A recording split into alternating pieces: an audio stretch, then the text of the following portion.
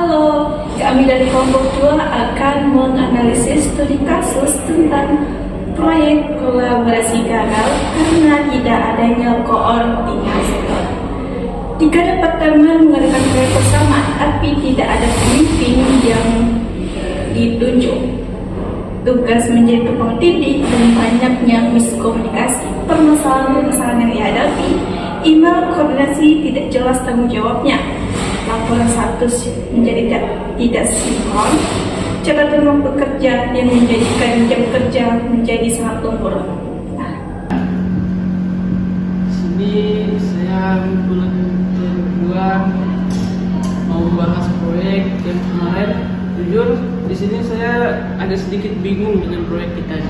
Saya meminta saran dari kedua, gimana sih caranya biar proyek ini bisa jalannya biar rapi, lurus lah, tanpa masalah.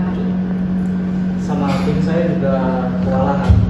Saya melihat laporan dari status departemen lain, sepertinya ada yang tumpang tindih dan dari apa yang sudah dikerjakan lalu.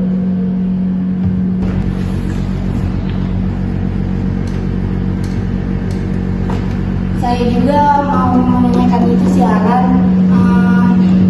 Soalnya ya saya kira bagian ini belum dikerjakan karena email yang diberikan itu kurang jelas.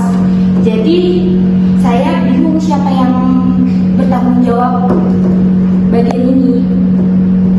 Nah itu dia masalahnya.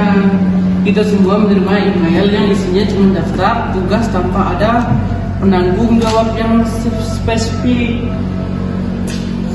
Setiap kali ada pertanyaan, saya harus mengirim email ke 3 departemen.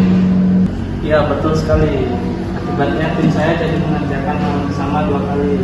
Dan di sisi lain ada bagian yang krusial yang terlewat karena tidak ada yang mengetahuinya. Dan jangan lupakan jam lembur sih.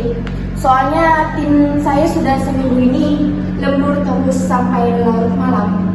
Jadi mereka merasa harus menutupi pekerjaan yang tidak jelas siapa yang harus mengerjakannya.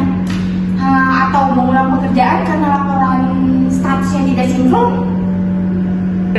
Tim saya juga sama. Laporan status terakhir yang saya terima dari departemen Alan menunjukkan kemajuan 70% di bagian A.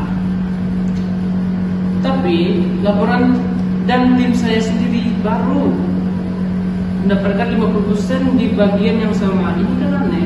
Cobalah Alan sendiri. Karena di laporan saya itu sudah termasuk pekerjaan yang diulang kapan, jadi lingkaran setan kita terus-menerus membuang waktu dan energi karena tidak ada satu orang pun yang menjadi koordinator di proyek ini. Tepat, kita butuh seseorang yang bisa melihat gambaran besar, membagi tugas dengan jelas, dan memastikan semua laporan status itu valid. Tanpa itu, saya yakin proyek ini akan gagal total sih. Saya setuju.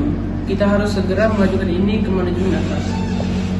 Tidak mungkin kita harus terus bekerja seperti ini. Proyek ini jauh dari data management. Kita tidak ada yang memegang kendali. Kita butuh seseorang